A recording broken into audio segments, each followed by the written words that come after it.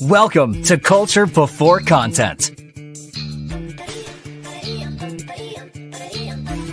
Culture Before Content, from Music for All and presented by Yamaha. And now, here's your host, David Duarte.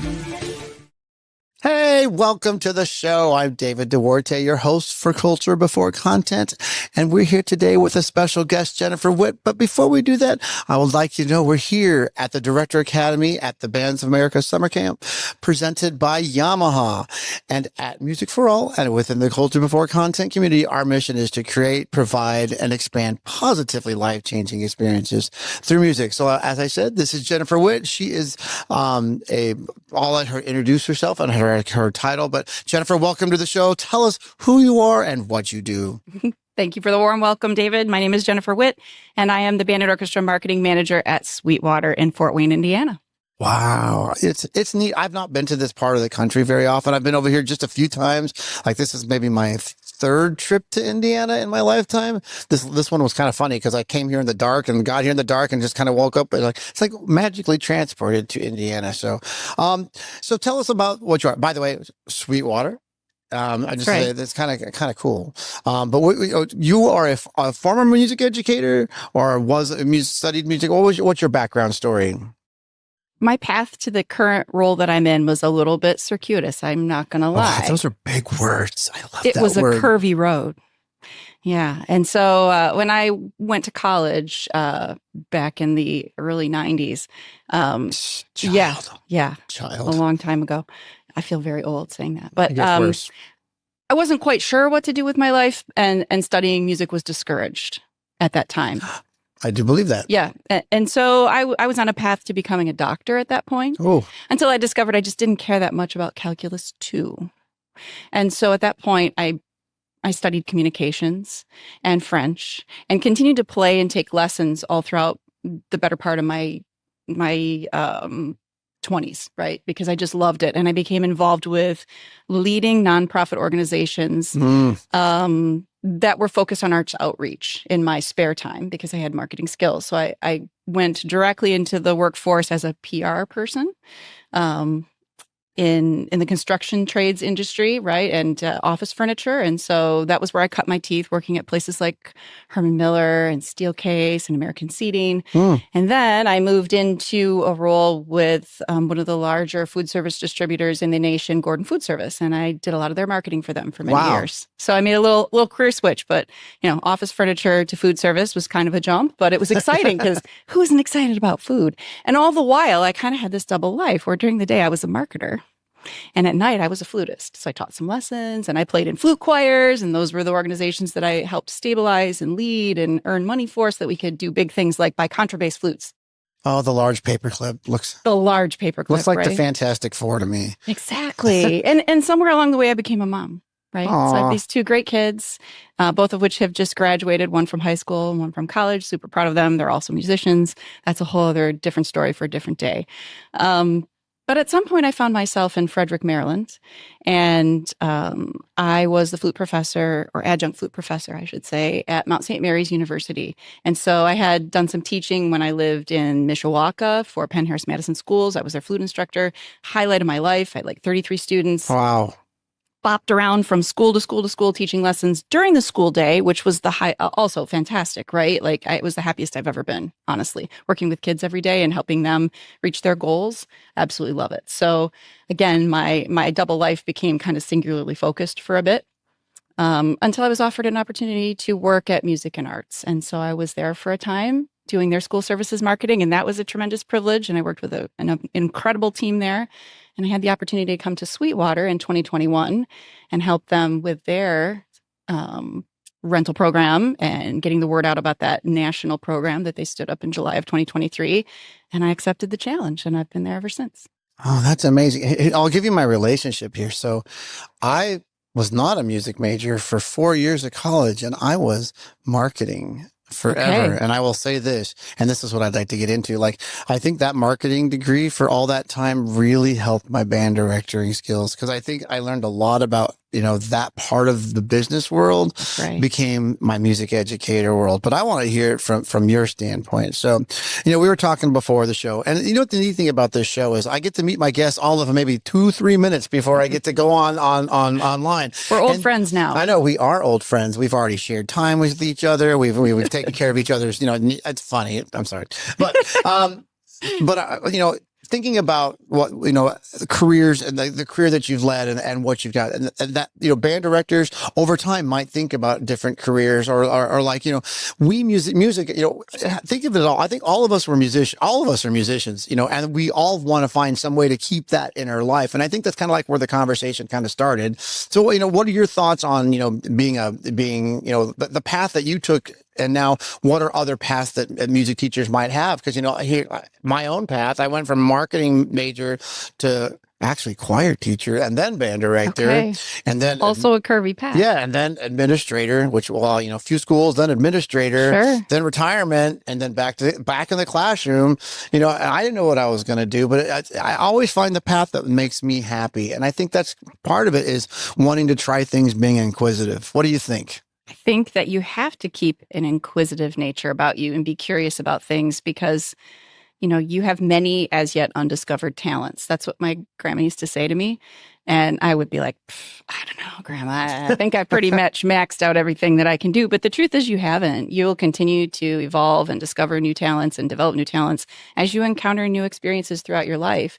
And so I love that you have that marketing degree under your belt, which has no doubt fueled your success as an educator, because you and I both know you're thinking about audiences all the time as an educator, not just the people attending your concerts. You want the parents to come to the concerts. You want them to support your program. You've got to get them invested and loyal. And I think that's what the hitting the nail on the head is. The marketing part of me wants to make sure that the information is getting out to attract, to bring in, to then network, it's such a big, I really think that we band directors don't give ourselves enough credit. We are running a full business. Right. And sometimes, some of us have some of that skill set, some of the skill sets we don't have, whether it's the financial side, it's the marketing side, it's the it's what I think of, the one that keeps kind of the relationships and the communication side. Yes. And some of those things. But, tell us, what has Sweetwater brought to you that you're bringing to today's podcast?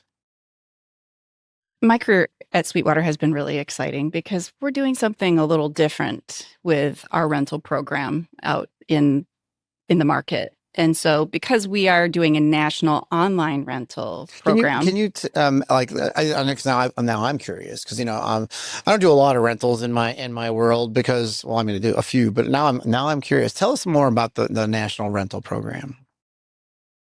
It begins with the idea that everything Sweetwater does, we have all these core values. Mm-hmm. And one of the most important ones is heart.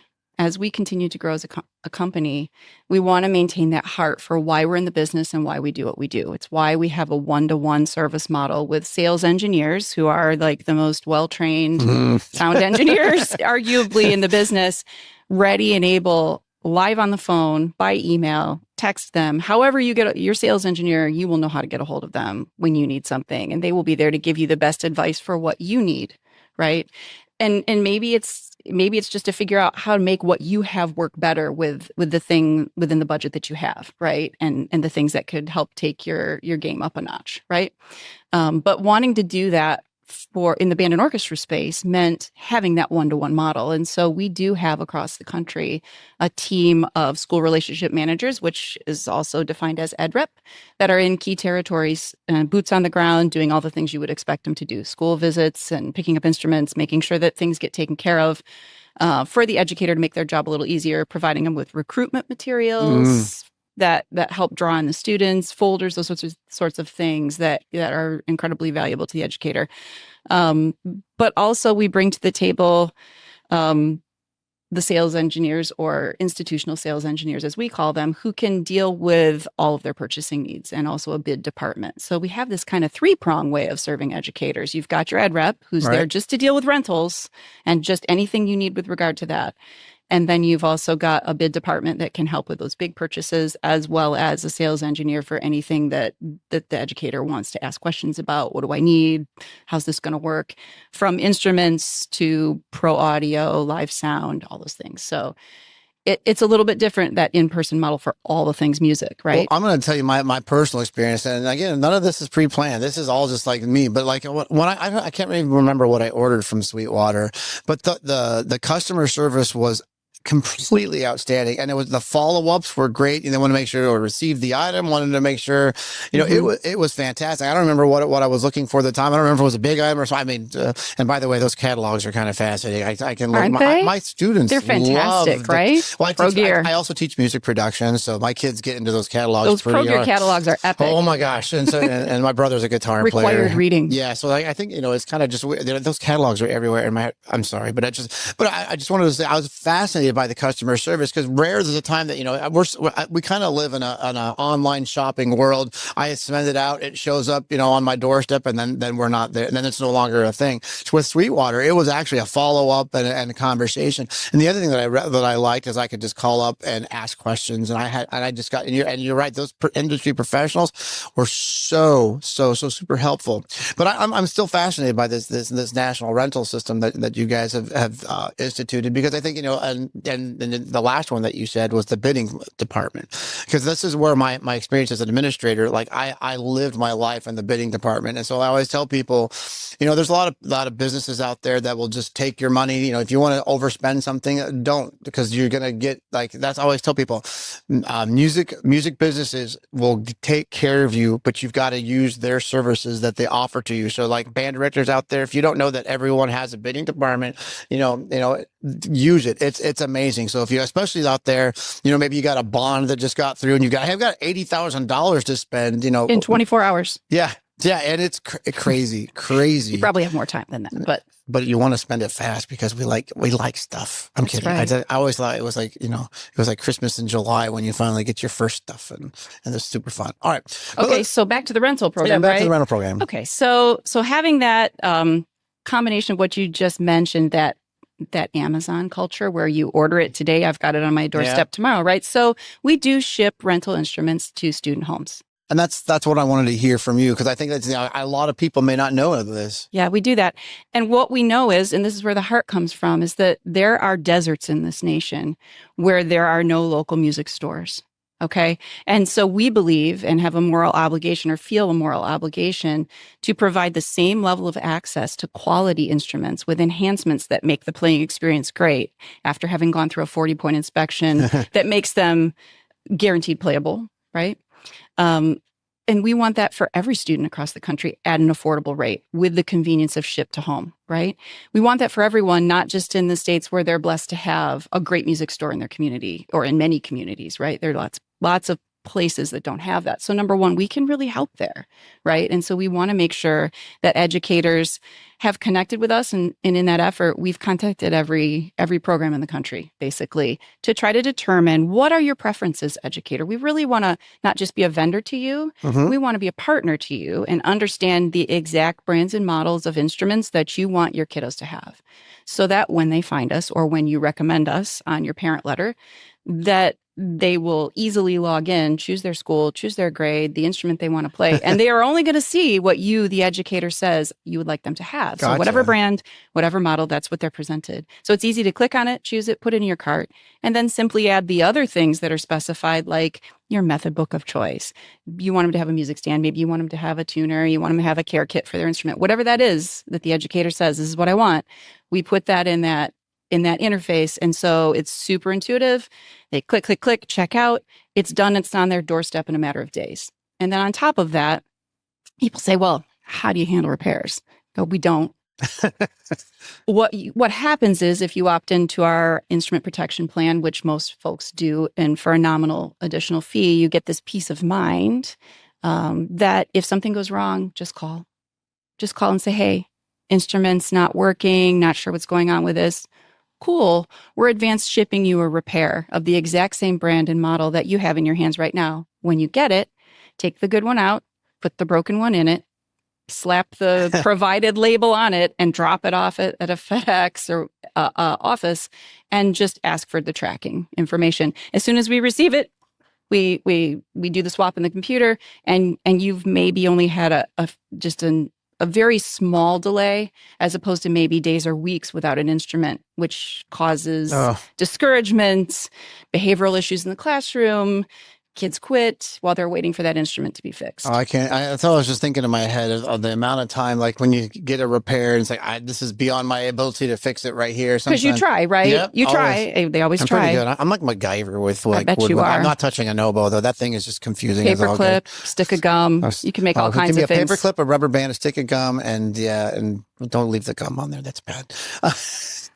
We don't want residue on the instrument. Not on the instrument. Not on the instrument. Not on the instrument. Let's just go ahead and shift some topics though. But so that's neat because I really was curious about the national. I don't think I shouldn't say a lot of people, but I just don't think more people that know about it, the better. That's the right. better it is. I'm going to go to the website as soon as we get done this podcast. I'm going on the website and checking things out because that's Sweetwater.com/rentals. And then from there, there's an educator page where are you an educator? Click here to learn more. And that will give you a little more background information on it. And from there, you can fill out the customer preference survey, which immediately sends us what your preferences are for all brands and models for the instrument types that you teach in your program. And that can be band and orchestra instruments. We rent both. You'll be contacted. You will be contacted. You will be contacted if you fill that out by one of our educational representatives, and they'll just kind of walk and talk you through what to expect and give you whatever tools you would need to add us to your parent letter, recommend us to parents, and all of your outreach. And then whatever we can do for you to help get that information in their hands, we will do. And like I said, let's go. I wanted to shift the topic to what we started. When you walked in the door, we got to meet each other in our couple of minutes. We started talking about music educators and doing other careers or all the things that they might not know are out there. So just thinking off the top of your head, what kinds of things as a music educator could I think that I could do in my life that we might not know about, or even things? Here's the other thing too: is we are educating our own students about things out there in the music career. I always tell this. I started teaching music production about 3 years ago, and I have created a whole new difference in my own personal self about what music jobs are out there. Because that technical side, I have my first student graduating this year that's actually going to music production in college. Pretty important. I know, and I'm super excited. He got signed by he got a contract. It's incredible. Congratulations. I know, but it's not me. I'm just the point the person of the right place. The kid gets all the credit. I don't take any credit for that. I'm with you. I mean, any of my students that have accomplished anything, I'm like, I just was here to kind of help you get where you wanted to go. Come on, you were a private teacher. I was a private teacher. Those kids that are super outstanding, it was all them. They were like that. They were born to be great. We just get credit. Yeah, look how well my kid can play all these 9,700 scales and 14 different 100 modes and blah blah blah. That kid came that way. They have to do the work, right? They do the work. But they need that positive person standing there who gives them vitamin C, which I say is confidence, right? Confidence that they can do it. I believe in you, and I'm not going to give up on you, but I'm also not going to go easy on you. Ready for my statement? I'm not ready. A teacher. I'm just the guide. Oh, yeah. Yeah, I'm not taking credit for the work that I didn't do. I'll take the credit for the work that I do. I practice a lot anyway. Right. We've earned our medals, right? Yes. And now it's their turn. Yeah.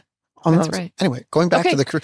So what else can you do with a career or a degree in music, right? So to your point about educators, other things you can do. Number one, vast majority of the people that work in band and orchestra at Sweetwater also were band directors, right? So that for them is a viable career path. Maybe when they're just ready to do something different. And if their heart beats for being in the teaching profession, that's exactly where they should be. But if they're looking for something different, jobs like an educational representative are there.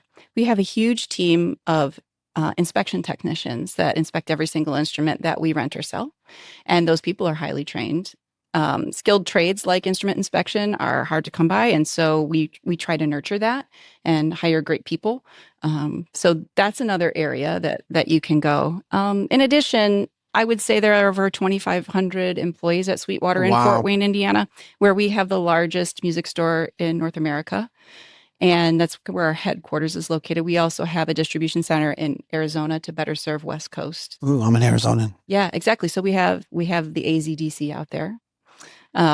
Fun to note. So we also need people to work in the warehouses, right? And do shipping and receiving and all those sorts of things. But we also have logistics professionals that make it all go where it needs to go, all the things, and design our warehouses and the workflow and how things are fulfilled. I was thinking because I retired, and no, I'm not old. I just did my 30 years and got the opportunity to retire, and I took it because I had this life plan, and I was thinking to myself all the things that I could have done. I went back to the classroom, and I was thinking, wow, I could have been an ed rep, or I could have been something like that, Right. And I've always been fascinated with how I don't think there's a straight, and you're right, there's not a straight path to where you're going to go. Sometimes next thing I know, you might be asked to host a podcast. You never know that. One never knows. Every day's an adventure. It is. All the other things that make a business work in a school, because a school is a business, if you think about it. It is a business. It's a business, right? You need at Sweetwater. So we have accountants, and we have HR professionals, and we have graphic designers, and we have video production team. We produce all of our own stuff in our studios, right?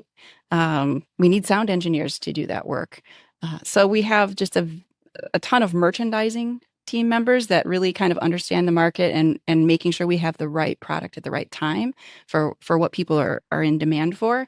So we're just a ton of individuals that are fine musicians that are also leading this double life. So now you ready for my interesting question? I'm ready for interesting questions. Hot take, or I gotta work on my game show. Lightning round. Lightning round will go fast, and I'll just ask a bunch of questions. I gotcha. Here's my controversy. Now, let's take where you're at now and work it backwards.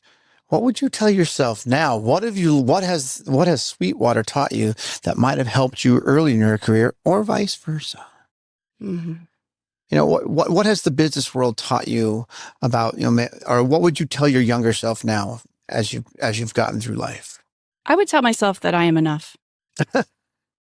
Because all of the experiences I was going to build, I was always feeling like this yearning, like I have to do more. I have to get more credentials. I have to do all these things. Mm-hmm. But everything I needed, I really learned in band to be successful in my career.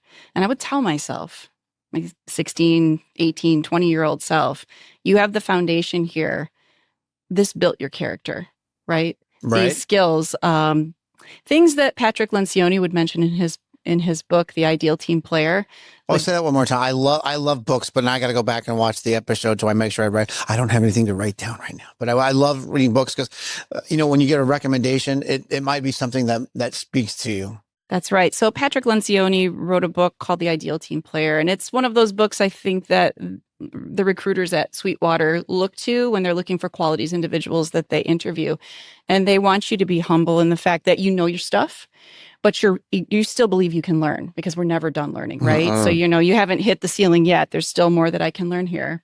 So you're humble and you're hungry, right? Because you want to do more, and you want to strive, and you want to help reach those goals. So you're high achieving, but yet you understand that you're not doing it all by your own effort. You're doing it as a team effort, right? You're bringing your strengths, and you don't have to be good at everything, because there's somebody right beside you who balances out those strengths that you have with theirs. I think that takes some time to learn that that I'm not good at everything, but I don't have to be good at everything. And I can depend on other people to be good at the things that I'm not. That takes some time. Yeah. So that's great recommended reading for just anybody that is just looking to kind of up their game.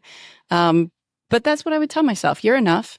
But that being said, always be curious and looking behind door number 2.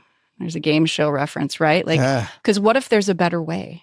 Right? What if there's a better way? What if we can take it up a notch? And that's why Sweetwater does what it does. That's why we take our rental instruments and add some enhancements to them that make them easier to play right out of the get-go, right out of the box. Well, as a band director, there's nothing worse than finding a instrument in a kid's hand. It could be like a personal instrument that doesn't work, because I always think to myself, what's going to make this kid go long term? A working instrument in their hand every day is give me that, and I can work with the rest. But that's one of those things that I think is super important. But if you're a string player and you're new to that instrument, having a carbon fiber bow and an upgraded set of strings on that, right?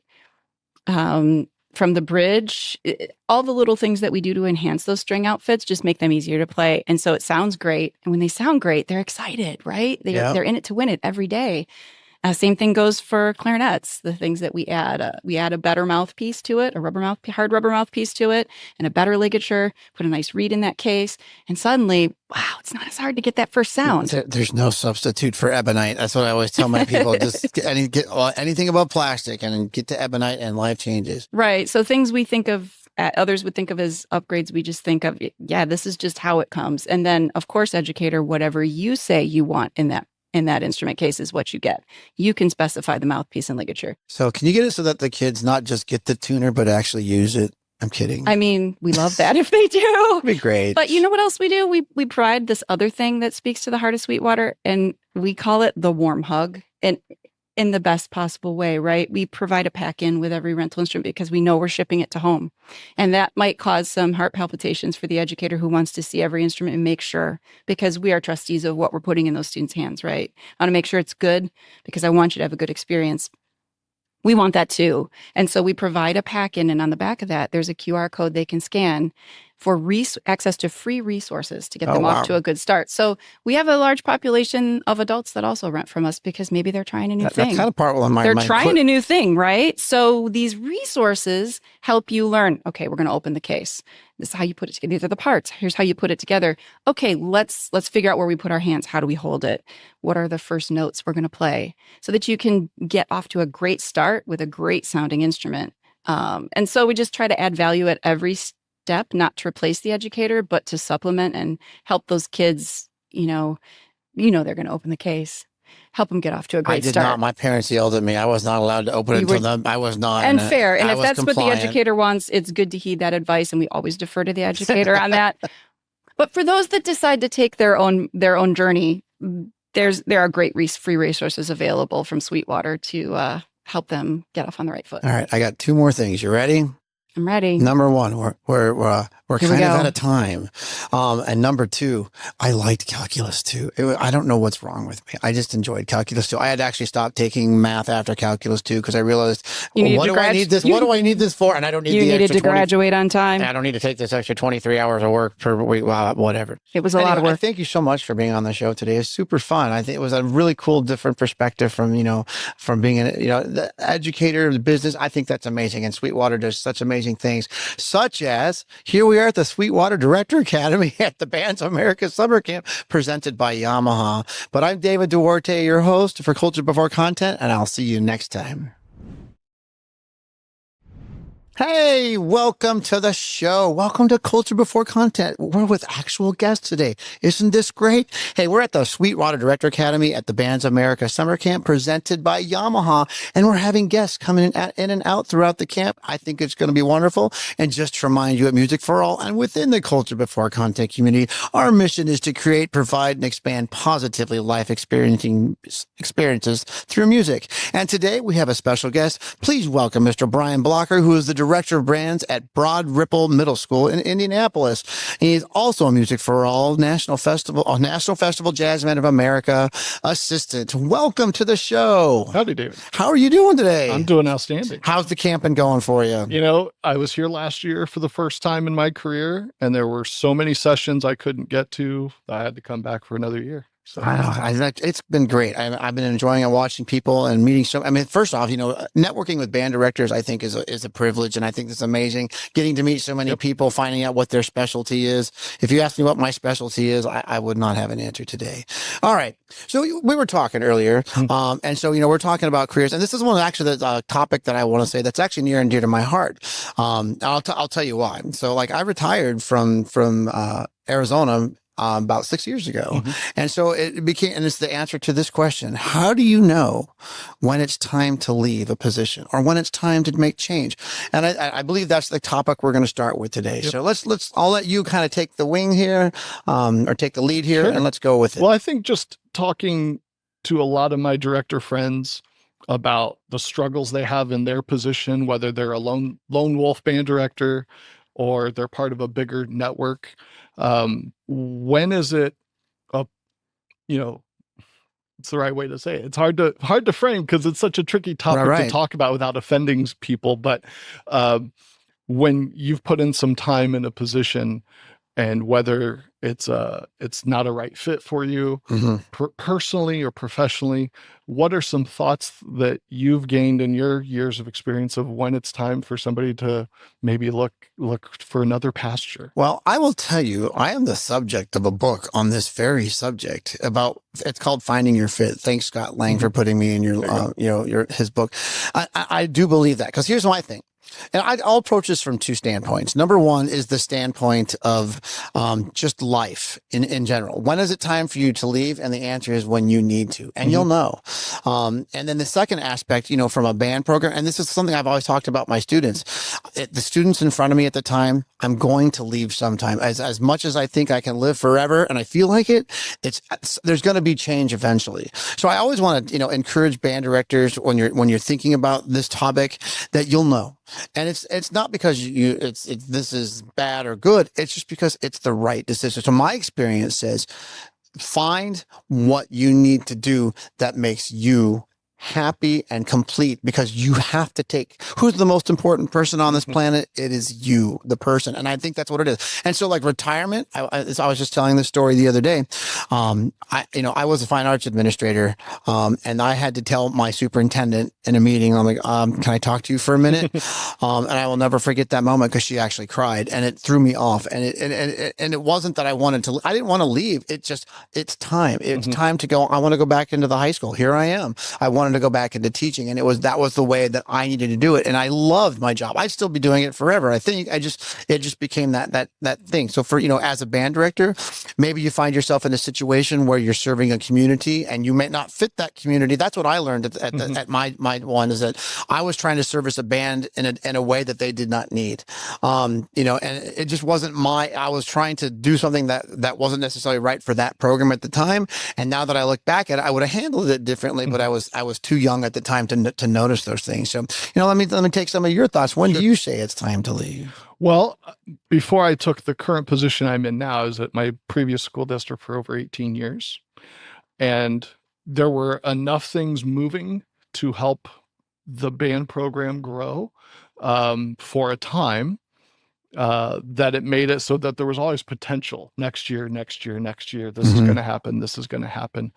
COVID hits, like so many of us, and then all the bricks came tumbling down from student numbers, participation, what we were able to offer. And it was just a massive rebuild, like so many of us who survived that time in the profession.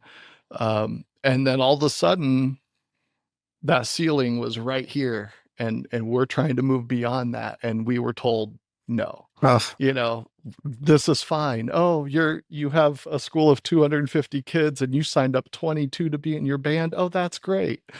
And the administration's on one side of it, and we're over here on the other side saying, no, we need more and more opportunity, And so it was one of those things where the complete disassociation of what we need and what we're communicating our needs are and what the school district said is okay. And anything above that's just perfectly fine. And it was almost like our growth hindered what they wanted to do with the school. I've had that situation before too, by the way. Like I actually, I was teaching choir at the time, and I got pulled in the office and told I need to stop growing the program because I was hurting the other programs in my department, and it threw me for a curve because I think I was 23 or 24 at the time, and I couldn't process what I was hearing, and it was from my assistant principal.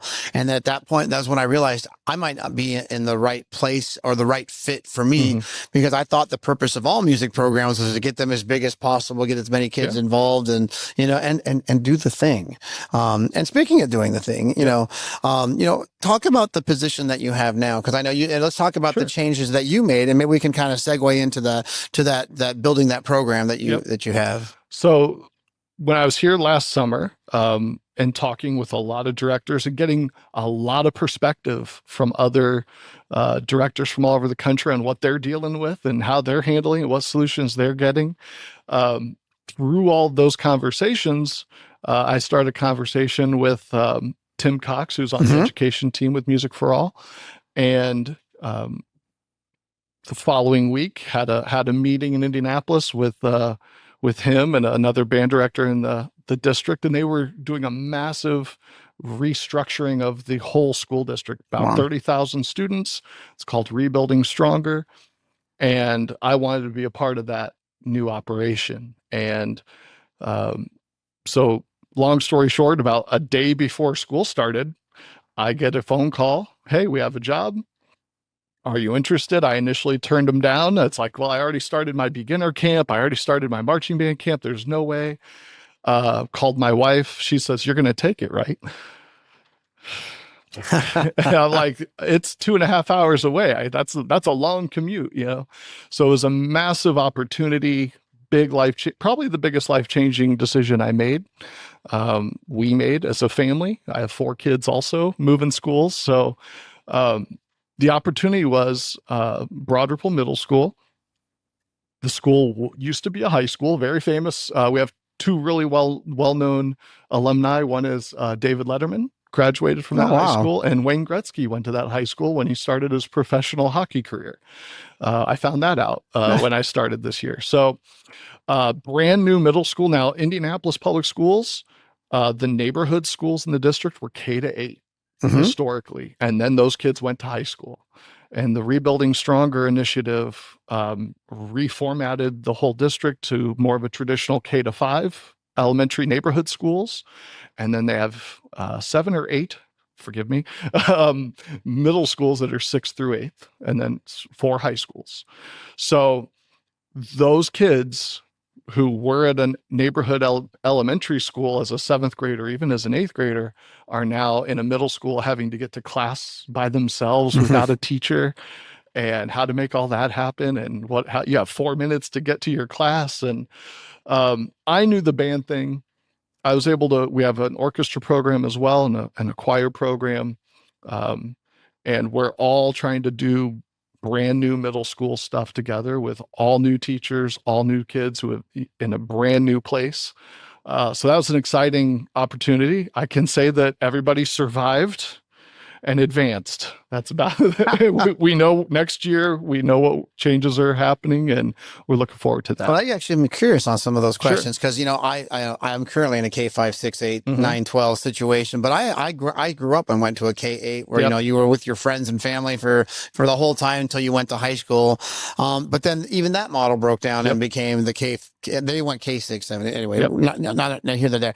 But that actually has me thinking about the culture of the middle schools, because you're now, as you said, and there's no, there's no experience level from the kids. It's just a bunch of 6th graders, 7th graders, and 8th graders in these larger opportunities, as I call them, for the first time. What are some of the things that you noticed by this? Because not only did you get to start a program, you literally started a school, like from a whole mindset of change. What are some of the things that the students experienced? What are some of the things the teachers experienced? Well, I think everybody really struggled just with basic institutional knowledge of the building, because it used to be a high school. It was closed for several years, got refurbished before they turned it into the middle school. Things like, how do I open a locker? And then I'm 7 minutes late to class because I can't do my locker combination, those kind of things. You have to go all the way past on this. Yes, it's all those types of things. In our school, it was added onto. So it's like Hogwarts. There's 4 stairs that go to this hallway. There's 8 stairs that go over here. It's really tricky just to get around the building. So the first, I ended up, because of being a late hire, I didn't start until about week 5 of the school year. And so kids who have, as far as the band goes, we had, 6th graders, 7th graders, 8th graders, all in our beginning band. We have 10 sections between 2 teachers. And, it took us a month just to get instruments out, because we had 7 or 8 different schools worth of instruments in our inventory system that we had to check. And before, so it just took a long time to get instruments out to kids. Whether or not they knew what they wanted to play, that was another obstacle. So it was a very slow start from what I'm used to in my previous 24 years of teaching. So everything just went really slow, really methodical. And that's what it took just to get things moving so that kids could get into level 1, level 2, past hot cross buns, past Twinkle Twinkle Little Star. And those were some big accomplishments by the end of the year for those kids. Yeah. You got to kind of take what's given to you and go with it. But now let's go. Now you're going to be on year 2, I take it. Yeah. So now, what do you see? What are some of the differences that you already know? I'm sure now you have plans in place. What are some of the things? It's kind of like twofold question here. Looking back at it, what would you have done different? Mm-hmm. And now moving forward, what are you going to do different? Well, I mean, and that's where communication with administration and our scheduling really makes a big impact. So we know for next year, the whole building schedule is changing. For the whole district, they're trying to make sure everybody's equal and has equitable access to all the programming. And we know now that we have a cohort of students who have done our first year level 1, level 2 beginning band, that now there will be an intermediate band and there will be an advanced band. And the kids that are signing up for the first time will be in a true beginning band class. So we're hoping over the next couple of years from a music department standpoint that they're going to be in the right level with the right cohort of students. And that wasn't necessarily, that's not what happened at the start of, first semester for this year, where it's just like, hey, new kid in March, sure, jump right in. Yeah, and so this is just a curious question for me. This is like the district admin brain. I apologize. This band nerdy stuff is my thing. But how many schools, how many K-5s feed into the 6-8? In our zone, I believe we have 5 or 6. And those 5 neighborhood schools have 2 choices for their middle school. We are an international baccalaureate program. Ask me about that later. No, and then we also have a STEM middle school. So the parents have a choice of which programming they get to go to in that zone. And then the whole district, there is a gifted, talented, high ability middle school as well. That's more centrally located in the city. So then when did the kids start band in the district? Now, has it changed since the middle school? Is it now 6th grade? Was it 5th grade? In Indianapolis Public Schools, you could be a high school junior and start band. You could be an 8th grader and start band. And I think we want that to continue with just a lot fewer of those occurrences. But because one neighborhood school might have had a really good orchestra teacher and another school had a band teacher and another school didn't have anybody. And so depending on which neighborhood school you went to, you had different opportunities. So to give all those kids access to a beginner band or orchestra or choir program for every building, every middle school, and the high school still, they can all start at any point they choose to.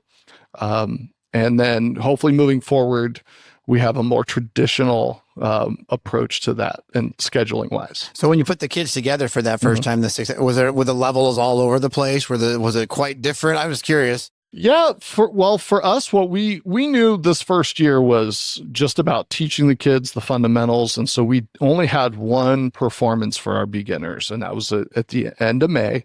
And we were able to get all 140-ish beginners on stage. We have it's a high school performing arts magnet. So we had a beautiful auditorium, great big stage with a lot of burnt out lights, as we found out. So the percussion were kind of in the dark in the back but we were able to get everyone together for a little field trip rehearsal. And so that was the first time that they saw our 30 trumpets and our 15 flutes and our 47 trombones, or however many there were there. And that was the first time they heard themselves playing all together. And that was awesome. And then 2 nights later, we had our concert. Wow, that's amazing. Well, let's move on to the next part, because again, I feel like we're like kind of throwing these layers at you. So now I believe you want to talk about an audition process, or how auditions work for you. Let me go ahead and talk about that audition process that you have. So one of the opportunities I've had through some of my relationships with Music for All is I get to serve as the Jazz Band of America assistant for the National Festival, and they start that process with video auditions. And something my previous school, I had anywhere from 18 students in my high school to 45 students in my high school band. I've had 2 students audition and make the Honor Band, Concert Band of America, and the Jazz Band of America. And from a little tiny program, it was just a matter of an opportunity for a kid who was really skilled and really gifted. Here's the process. And then what else can we use that process for? Oh, we have all-state auditions. We have college auditions. And they're all very similar in what they want to hear from you. They want to hear, a high-level repertoire, college-ready repertoire. They want to see you in a frame, dressed professionally. They want to hear if you have an accompanist or not. How can we set up students with some equipment to have a good video, good audio, and to build a digital portfolio starting maybe at the end of their sophomore year, so that next year, if they're a junior, they already have video of themselves at an all-state level, or in Music for All's case, an all-national level, something already done in the can that can be sent off at the drop of a hat. So that's something that I want to encourage directors, whether you're a band director in Bozeman, Montana, or at a school of the arts in Florida, that you have some students who can really shine, and give them the opportunity to, and some direction of building a portfolio for their scholarship auditions, those types of things. Well, I was thinking, because in my state, you have to do the auditions that way, because Washington State is spread out. So that's that. Right. And oddly, we do all state auditions at the very first weeks of school. Yep. So I walk in with that's what the end of my year is, to find as much material as I can that's like that, and that's how we practice that at the end of the year. So then we get to the start of the year, because I'll probably distribute when I get it. If they send it out in July, it'll be in my kids' hands as fast as I can. And but kids, and maybe it's my question. It's probably some of your questions, but what have you noticed about people who submit is this about noticing what people aren't doing when they submit auditions, or the things that they could do better? What is it about that audition process and finding that perfect video, so to speak? Well, I would say just getting them comfortable doing it, because it's a very weird thing. And I think for a lot of students, again, tiny little high school band program, for my students who were auditioned and were accepted in these national ensembles, the imposter syndrome. Am I good enough to even try? Right? Should I even try? No, I'm not good enough. And to just say, no, we're all going to do this as a project. You're going to work on your solo and ensemble literature. You're going to record something. You're going to dress up for it. You're going to do 3 or 4 takes of it, not just one. And then have that just ready to go to send off when you have those opportunities, whether that's the Honor Band of America, the Jazz Band of America, your All-State, or various scholarships that are offered. So what kind of recommendations do you have for either a student or a teacher out there who might be thinking of doing this or providing this service for their students? I would say, and I've only taught in Indiana, and I know I was teaching for over 20 years right up by Chicago. So I know some of my director friends across the border. Similar time frame of February and March is kind of the solo and ensemble time where you're working on your solo literature. As soon as you're in that, performance zone, maybe it's a week after, maybe it's the week before, but in that time frame when you're at your highest level of execution and performance, get that video made. Don't wait until 6 months later, the start of your school year, when now it's a last minute project and now I have to relearn a piece. It's like, no, do it when the piece is at its highest level. Even with, there's some awesome technology. Our friends at Sweetwater, you give them a call, they're going to say, I have an iPad. How do I make this awesome? Right. And they're going to set you up with the right microphone that plugs right in. They did that for me. I have a nice Shure mic that connects to my iPad and to MV88 Plus. Just throwing that out there. It was great. So they're going to get you set up, and that way, at least, you're not trying to record into your little teeny tiny iPhone microphone sounding, decent, but. And if you're out there, audience, and you've never plugged a microphone into your iPad, iPhone, and by the way, also your computer and your Samsung, I'm saying you can plug it into anything. The difference in audio quality, like the video is fine. It could be low quality video. That's the audio that makes all the difference. And the first time I listened to the mic, I was like, oh my gosh, it almost sounds so live. Yep. It's so good. But I was thinking about, just to personalize some of this stuff. I have my belief in my system. So this year, I gave kids have anxieties, right? And so one of the anxieties is performance in front of the other. We can do cold calling and playing in our ensembles and class. And, I do that. And I will give kids with anxiety an option. But this year I made my kids do their auditions and they had to play for me. And I was the adjudicator. I wanted them to practice adjudication in front of a person, which was great because again, one of the things that I believe in is you go in one and done. You don't get a chance to go over again. But the neat thing talking about preparing for that audition you're speaking of is some kids chose the video option. By the way, the difference is if you did the audition for me, if you didn't like your score, so to speak, you could come and do an audition again. It was my trick to get the kids to practice more.